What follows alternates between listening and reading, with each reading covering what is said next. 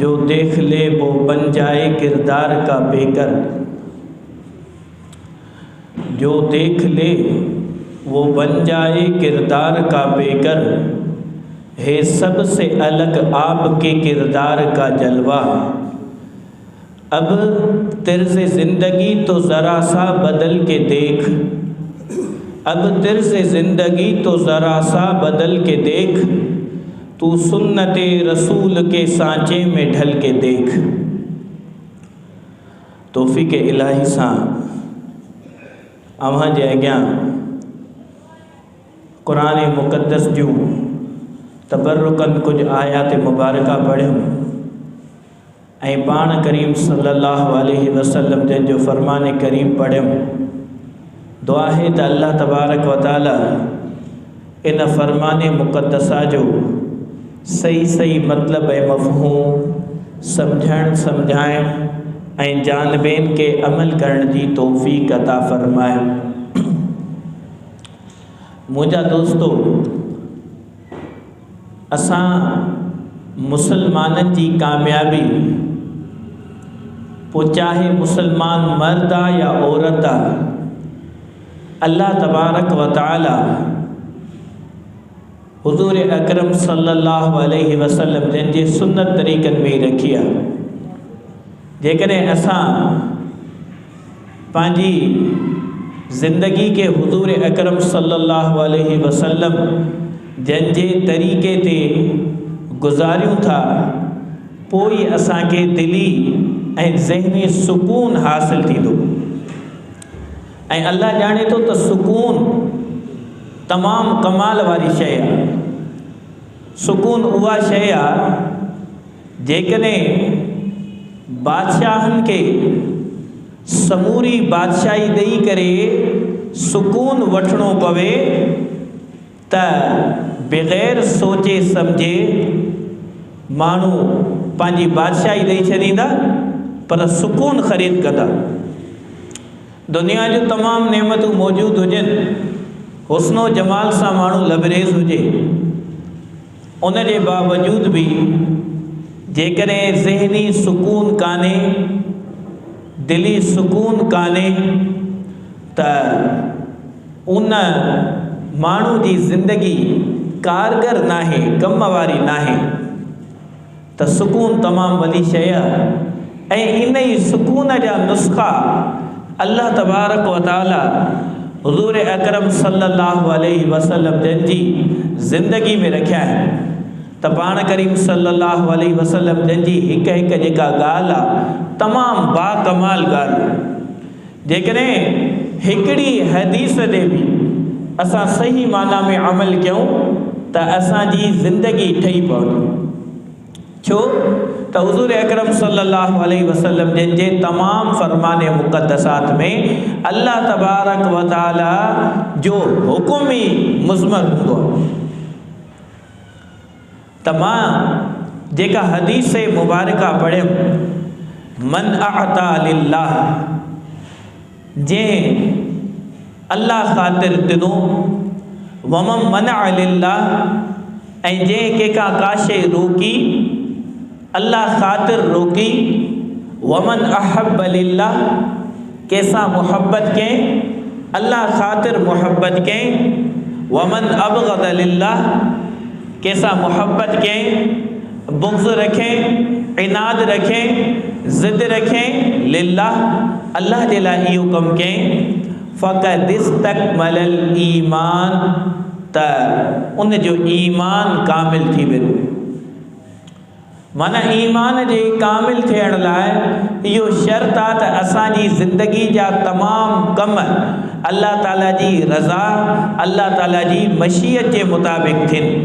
जेकॾहिं अल्लाह ताला जी रज़ा शामिल हाल नाहे, अल्लाह ताला जो हुकुम ऐं उन मशीयत जे ख़िलाफ़ असां को अमल कयूं था, त दर हक़ीक़त असांजो ईमान नाक़िस आहे, ईमान कामिल कान्हे।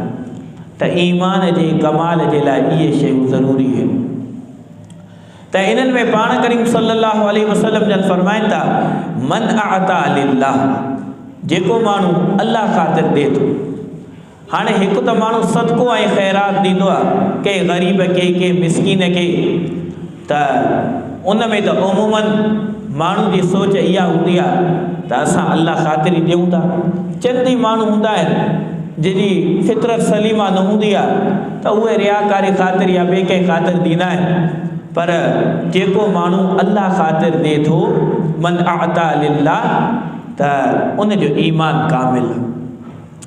हाणे असां ज़िंदगी में इन सदक़े ऐं ख़ैरात खां अलावा जेकॾहिं काथे बि ख़र्च कयूं था, पंहिंजे घर वारनि ते, पंहिंजे ॿार बचनि ते, पंहिंजी औलाद ते, या मिसाल जे तौर ते पंहिंजे मिट माइटनि ते, या पंहिंजी जान ते, त जेकॾहिं असां उन में पंहिंजे ज़ाविया निगाह, पंहिंजी सोच खे, पंहिंजी नियत खे तब्दील कयूं त इन में बि अल्लाह साईं जी रज़ा शामिल हाल थी वेंदी। मिसाल जे तौर ते को माण्हू सौदो वठणु वञे थो बाज़ार में। हाणे बाज़ार वारे सां मामिलो कंदो ऐं गोश्त ख़रीद करे थो, सब्ज़ी या वग़ैरह कुझु बि ख़रीद करे थो, त उन में इहो सोच रखे त मां हे जेके शयूं ख़रीद कयां थो लाज़मी मुंहिंजे घर वारा खाईंदा ऐं मुंहिंजा ॿार बच्चा खाईंदा, त उहे खाईंदा त उन्हनि खे खाराइण जो हुकुम अल्लाह साईं ॾिनो आहे, त उनजो हक़ आहे त उन्हनि खे खाराइजे। त मां अल्लाह साईं जे हुकुम जी पैरवी कयां थो, पंहिंजी नियत में जेकॾहिं इहा शइ सोच रखे त बाक़ाइदे उहो दीनी कमु थी वेंदो। हाणे ख़रीद त हूअं ई करणी। ऐं ॿियो जेकॾहिं वधीक ख़र्चो थी थो वञे त इंसान जे ज़हन मां फुतूर ऐं ख़राबी बि ख़तमु थी वेंदी। त माण्हू जे ज़हन में हूंदा न हल बधो ख़र्चो अची वियो, त इहा बि छो त यकीन हूंदो त इहो मुंहिंजो नेकी ऐं सवाब में हलियो।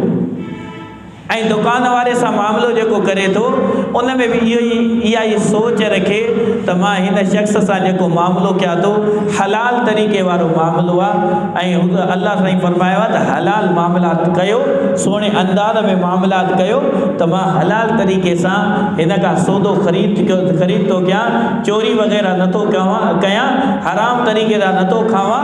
त इहा सोच रखी करे जेकॾहिं रखंदो त इहे डबल 2 नेकियूं हिनखे मिलंदियूं। त केॾो आसान आहे, केॾो सवलो आहे। त ईअं ई ज़िंदगी जा जेके कमकार आहिनि असां उन्हनि में जेकॾहिं पंहिंजी नियत जे ज़ाविये खे मटायूं था त इंसान जेको आहे उनजो ईमान कामिल थी वेंदो, मुकमल थी वेंदो। त इहो ॾिसो न, पंहिंजी जान ते ख़र्च करणु त हुज़ूर अकरम सल्लल्लाहु अलैहि वसल्लम जन फरमायो वले नफ़्सिका अलैका हक़, त तव्हांजी जान जो, तव्हांजी पंहिंजी ज़िंदगी जो बि तव्हां ते हक़। हाणे इंसान का शइ खाए थो, हलाल शइ खाए थो, या इंसान पाण खे आराम ॾिए थो, सुकून ॾिए थो, सुठा कपिड़ा पाए थो, त इहो ई सोचे त हुज़ूर अकरम सल्लल्लाहु अलैहि वसल्लम जन जो फ़रमान आहे त तुंहिंजी जान जो बि तो ते हक़ आहे, हक़ आहे। त माण्हू इहो सोचे त मां साईं जे हिन फ़रमान ते अमल कयां थो त उहो कमु बि दीन थी वेंदो। त एॾो आसान आहे ऐं अल्लाह साईं दीन खे तमामु आसान कयो आहे। ॾिसो न, असां सदके ऐं ख़ैरात खे, पैसा कढी कंहिंखे ॾियण खे इनखे नेकी सम्झंदा आहियूं, इनखे सदको सम्झंदा आहियूं। हालांकि हुज़ूर अकरम सल्लल्लाहु अलैहि वसल्लम फरमायो छॾो इहो सदको थोरी आहे, कंहिं मुसलमान सां तव्हां खिली करे ॻाल्हायो था इहो बि सदको, कंहिं मुसलमान सां खिली करे ॻाल्हायो था इहो बि सदको आहे, कंहिंखे सलाम करणु बि सदको आहे। ऐं अहिड़े नमूने को शख़्स आहे पंहिंजी घरवारी जे वात में गिरह रखे थो, पाण हुनखे खाराए थो, इहो बि सदको आहे, इहो बि सदको आहे। त ॾिसो सदके जा केॾा क़िस्म आहिनि। त इहो ई पहिरियों क़िस्म आहे मन अता लिल्लाह, जे अल्लाह ख़ातिर ॾिनो, अल्लाह ख़ातिर ख़र्च कयो, त उहो उनजो ईमान कामिल जी पहिरीं अलामत इहा आहे। ॿी अलामत इहा आहे वमन मनअ लिल्लाह, कंहिंखां माण्हू का शइ रोके थो, अल्लाह ख़ातिर रोके थो। को माण्हू घुरणु अचे थो त माण्हू इहा शइ, इहा सोच रखे थो त हाणे जेकॾहिं मां हिन खे इहे पैसा ॾींदमि त हे वञी जस कंदो, नशो कंदो, ग़लति कमनि में इस्तेमालु कंदो, त इन जे करे उन खां रोके थो छॾे।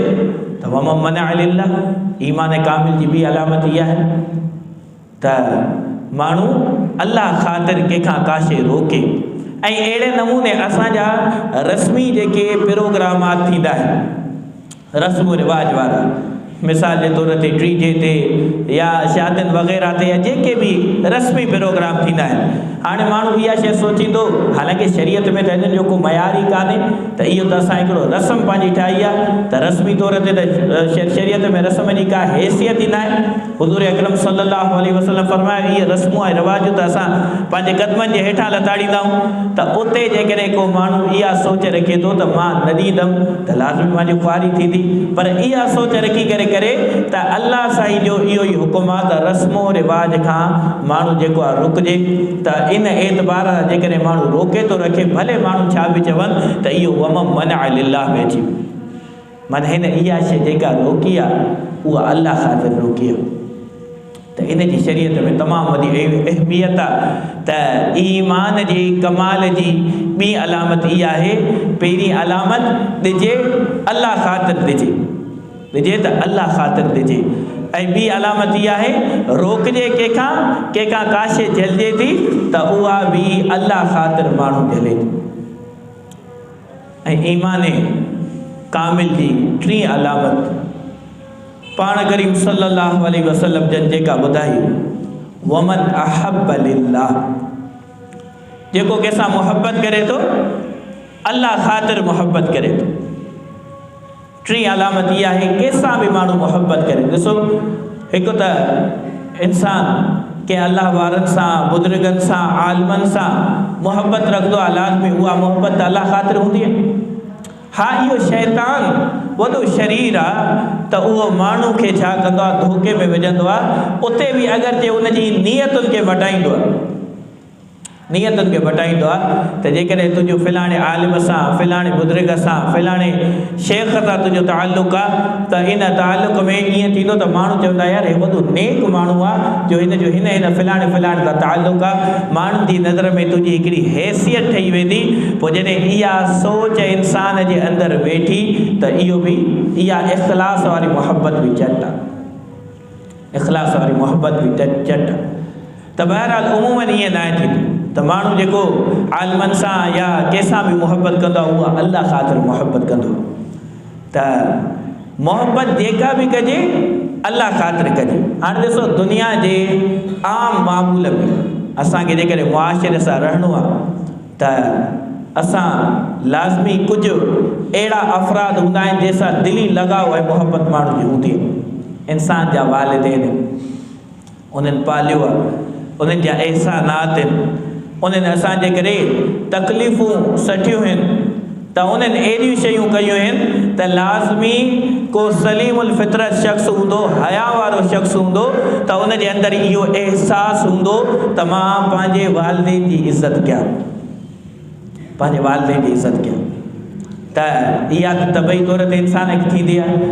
इन ई इज़त खे पंहिंजे सोच ऐं पंहिंजे ज़ाविये खे मटाए करे माण्हू सोचे त मां इन्हनि जी इज़त इन लाइ कयां थो त अल्लाह साईं जो फ़रमान आहे त वालिदैन जो एतिराम कयो।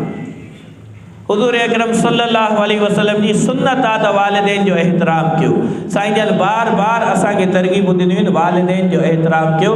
त हाणे चाहे मुहबत त हूअं बि करणी आहे, पर हे जेको अंदाज़ थींदो इहो अल्लाह ख़ातिर थींदो, ये जेको अंदाज़ थींदो अल्लाह ख़ातिर। हालांकि हूअं ई एॾी मुहबत जो हिकिड़ो वॾो फ़ाइदो आहे, जेकॾहिं को माण्हू मुस्कुराए करे सुहिणे अंदाज़ में पंहिंजे वालिदैन ते तके थो त उनखे हज ऐं उमिरे जो सवाबु मिले।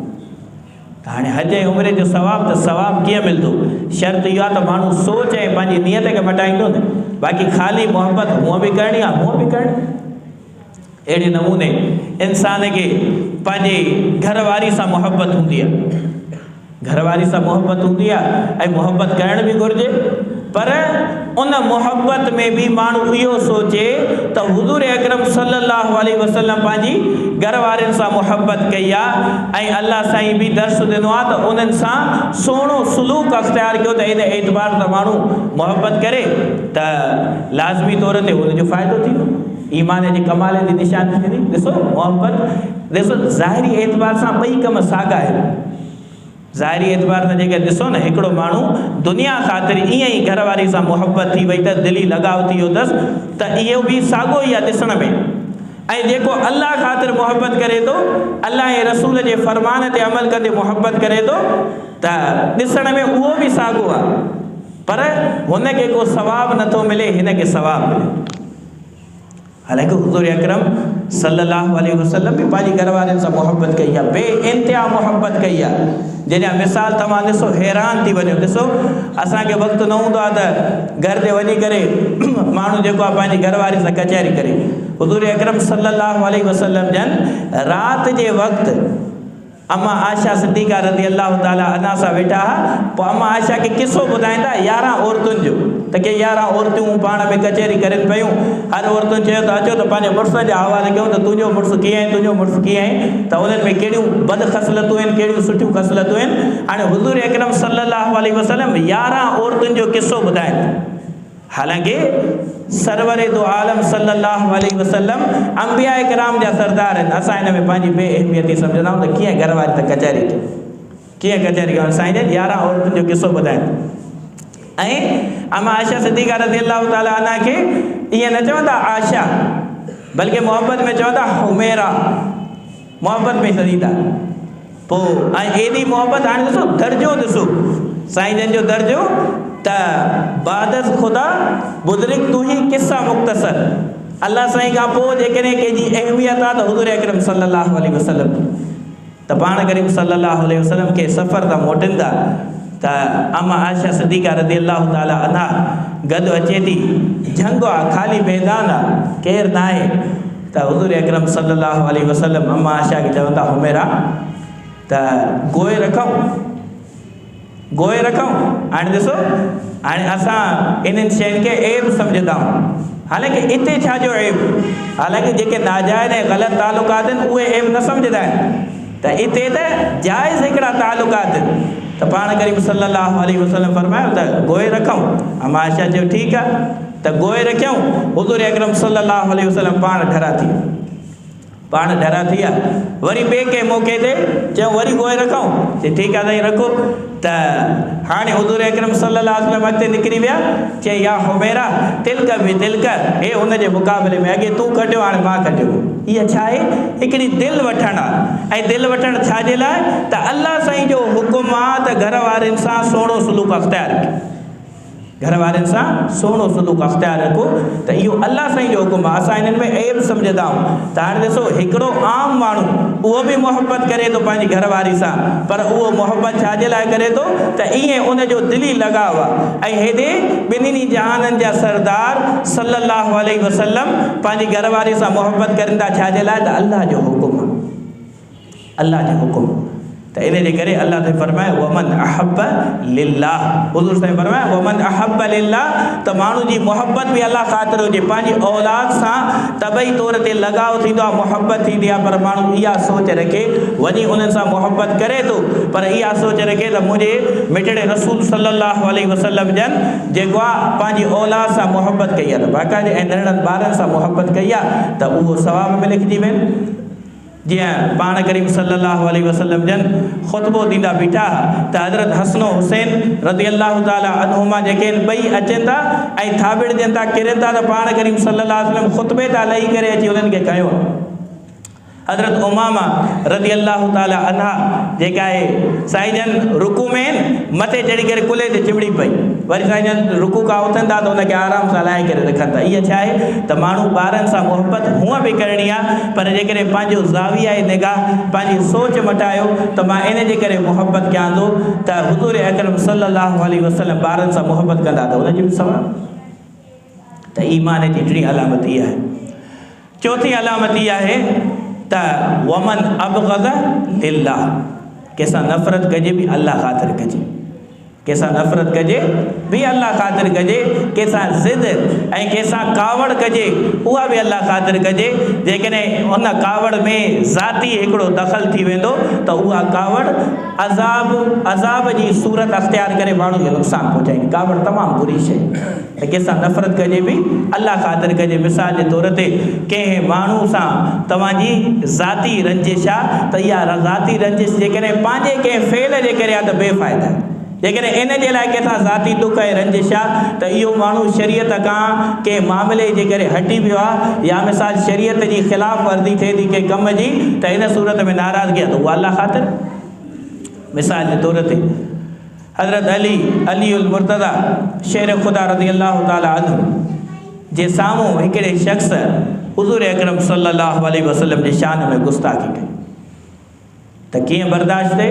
हज़रत अली साईं वठी उनखे दसियो, जॾहिं हेठि दसियईं त उन शख़्स हज़रत अली साईं सां बद अख़लाक़ी कई, थुक उछले त थुक जो उछले त हज़रत अली उल मुर्तज़ा लही बीह रहियो, साइड थी उनखे छॾे ॾिनो।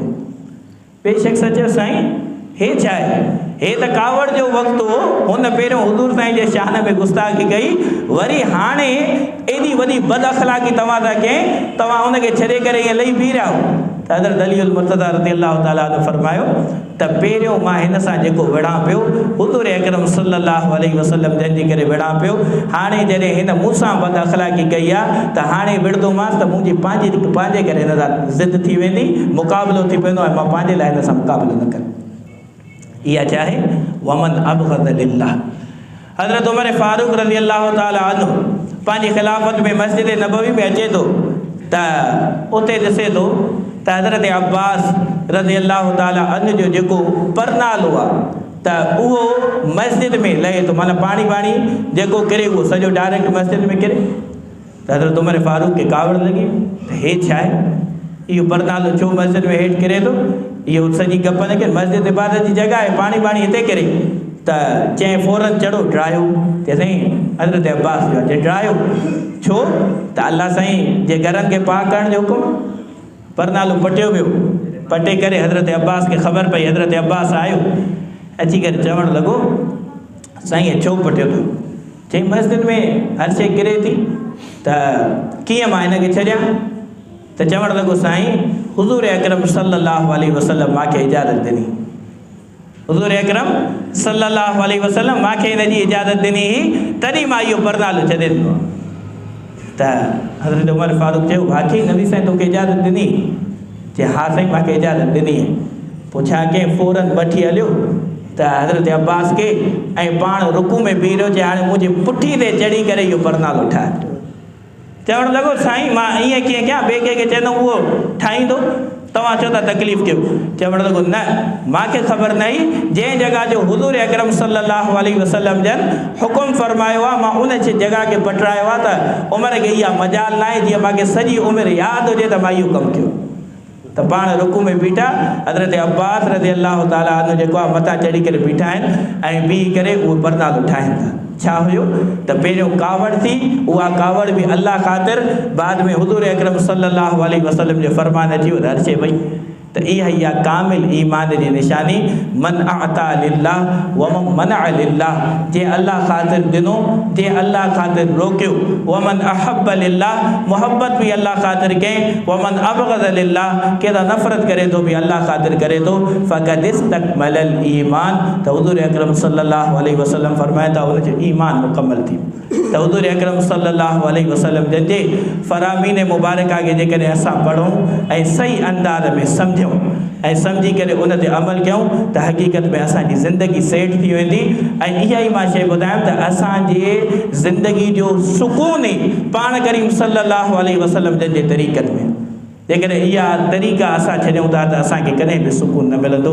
जेको चयूं अल्लाह ताला मक़बूल मंज़ूर फरमाए।